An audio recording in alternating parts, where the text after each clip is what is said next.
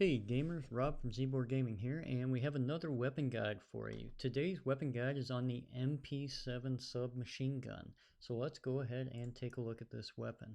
So this weapon is unlocked at level 54 and has a max weapon level of 54. This is a very high rate of fire gun and is probably one of the top guns in the game due to that, but it is also a very close quarters gun.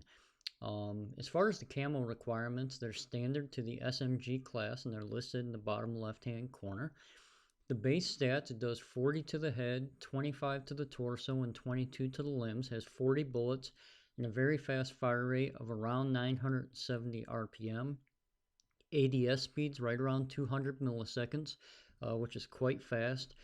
And as far as the reload time, it's about 1.5 seconds and about 1 second with sleight of hand. So due to that super high fire rate, it has a pretty fast time to kill of 0.12 to the head and about 0.19 to the chest, which makes this a very competitive weapon, but keep in mind that is very up close. As far as the attachments, we have them all listed here with all the unlock levels. So if you want to see this graphic in more detail, head on over to ZborGaming.com. I'll leave a link in the description below to the weapon infographic. You can go ahead and take a look at this, as well as our next one here. So we have a couple loadouts here. The first one's more of an all-around setup, which is just a fairly balanced loadout. The second one swaps out the compensator and adds that monolithic suppressor in. Later in the video, I'll show you the recoil profiles for these loadouts, as well as a couple other loadouts that I think you'll be really interested in. So stick around to check those out. As far as some of the advanced statistics, the bullet drop-off range here first drops off at around 12.5 meters. And then about every 5 meters after that. So it's got a couple different drop-off ranges. And due to that, anything over about 20 meters, you're going to get pretty low damage. So you can see this is up anywhere from a 3 to a 7-shot kill. That 3-shot kill is going to be to the head up very close within basically about that 10 to 12 meter range. So this is meant to be a very close quarters gun. As far as movement speed, is very good at 99% and a very good strafe speed at 65%. The recoil pattern is up and to the right, and you'll see that here on the next slide as well as a handful of slides after this. Sprint out times are pretty fast at 133 milliseconds. Mag capacity is 40 with 80 in reserve. With regards to the specialized barrels, you basically have a lightweight barrel in the FSS SWAT, a medium weight barrel in the FSS Strike, and a heavier weight barrel in the FSS Recon. On the whole, they're all fairly good barrels, and with the really fast ADS time, and these barrels don't provide a huge ADS penalty or movement speed penalty, so you can really almost use the Strike or the Recon without seeing a whole lot of effect to them, which is nice, especially because you get that 20 and 30% damage range increase. So with that Strike barrel, your base bullet drop-off will be 0 to 15, and your Recon will be 0 to 17. As far as the magazines, they both will cause you to ADS about 1 frame slower, and note that you will get about a 4% movement speed reduction with the 60 round mags, but you do get that extra ammo. So if we go ahead and take a look at the ADS speed in more detail, you can see here the various attachments I have in yellow will be anywhere from about a 0 to 1 frame slower ADS, which is a pretty minimal impact. The green will give you a faster ADS speed, so that stipple grip tape, the SWAT barrel, the tac laser, the no stock, and the FSS close quarters. You'll definitely want to take a look at those if you want to speed your ADS time up. But keep in mind, even if you stack them all, that no stock, tac laser, SWAT, and stipple grip, you may not get that 7 frame reduction. Sometimes the game tends to cap it out.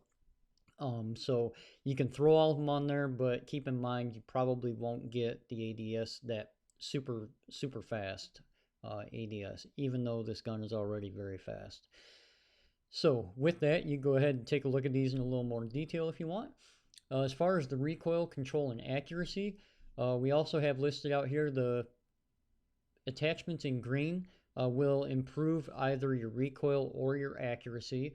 The ones in red will worsen it a little bit, and the yellow, there's basically a trade-off where um, you'll get some recoil help, but you'll also lose some aim stability. Like I mentioned earlier, that base recoil sort of goes up and then drifts to the right. And so now we're going to go into some more recoil patterns, show you how these various attachments affect the recoil, and also give you a handful of loadouts that you can use to help work on those camo requirements. So we did our testing here on Candor Hideout, about 18 meters. And at this range, you can see you're actually in the base ammo in this third range profile. So you're going to do 29 to the head, 18 to the torso, and 16 to the limbs at 18 meters. And that will be either a 4, 6, or 7 shot kill. Now, obviously, if you put a different barrel on here, you will change that, and I'll show you that here in a few slides. So if we go ahead and look at the aim on this, you'll see here the amount of idle sway. There's not a whole lot. It's pretty good. As far as the ADS speed, you can see it's quite snappy, very fast. And if we go ahead and look at the recoil, you can see how it goes up and to the right a little bit.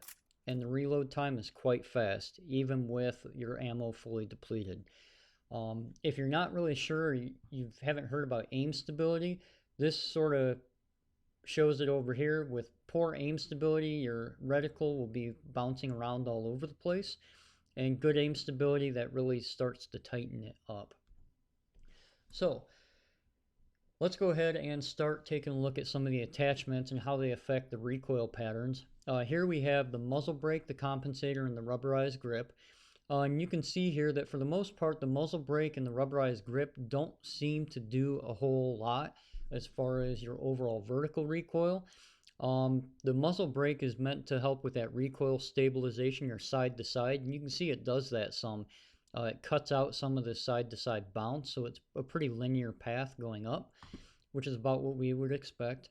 The compensator helps limit some of that vertical recoil, and you can see here we have 4 shots, all pretty tight here, right on the target. And that rubberized grip tape honestly really doesn't appear to do a whole lot in this case. It sort of follows that base recoil pattern. So frankly, I'd probably just stay away from that. Moving on, I decided to take a look at all 3 of the barrel attachments, even though 2 of them really say they don't affect the recoil at all. I just wanted to take a look and see if that was actually the case. You can see here that the strike barrel, you will get that 20% damage range. So this actually puts you in that second range drop off at 18 meters. So you'll actually be doing 32 damage to the head, 20 to the torso, 18 to the limbs. And you can see the recoil profile is basically identical to without having this barrel on. So the recon barrel, which is supposed to help with your recoil control, you can see it actually does here. We had 6 bullets.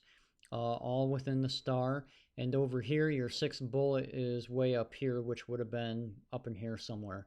So there is some recoil control help here, and you're also doing that extra damage at this 18 range by having that recon barrel on.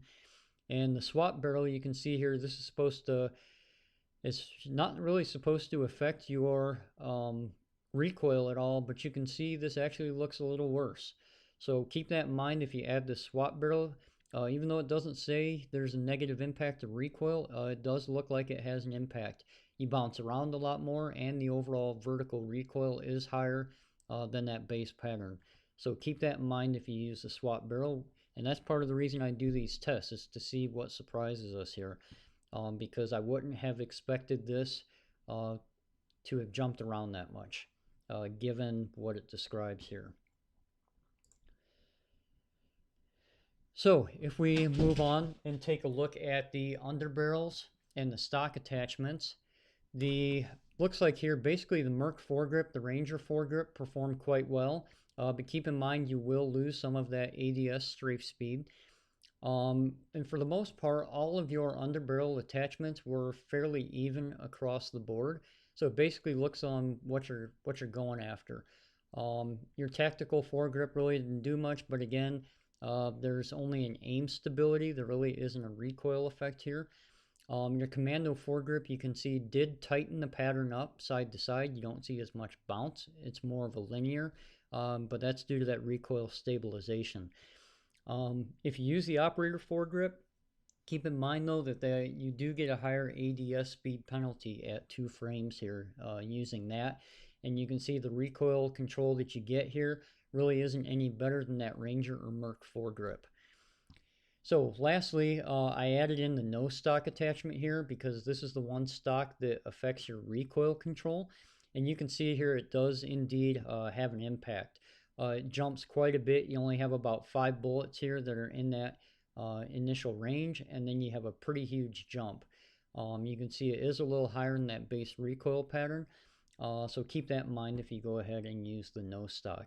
If you watch my last video on the Uzi, you would actually see that no stock really doesn't have any impact on the Uzi. So again, that's part of why we do the test, is to see what surprises us. So now that we've gone through all the various attachments that affect your recoil, I decided to try a few loadouts here. So these first 2 loadouts are the ones that I had on my second page infographic, the balanced and the balanced stealth loadouts.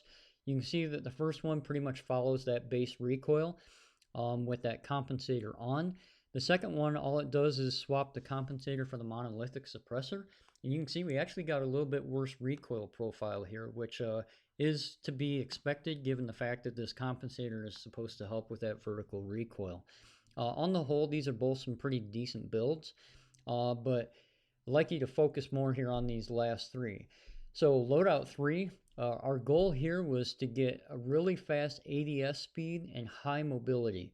So we threw this monolithic suppressor on to get some stealth, and then the 4 attachments to give you that ADS speed boost. So that's the swap barrel, the tack laser, the stipple grip tape, and the no stock. You can see here we did lose a lot of that recoil control, but this build is really geared towards that close quarters combat under 10 meters. So this here is sort of how it performed from a recoil standpoint, but you can still get some early bullets on target. Second build we went for is if you're looking to get those long shots, those crouch kills, the mounted kills, take a look at loadout 4. This is our long shot build. So what we did here is tried to kit this out for recoil control and accuracy. So we ran the compensator, the recon barrel, the scout combat optic, so that we didn't lose a whole lot on the ADS speed, on the forged tech stalker stock, and the commando foregrip. And here you can see we got a really nice tight pattern. And so if you're looking to get those long shot kills or struggling with your MP7 to get those, try loadout 4.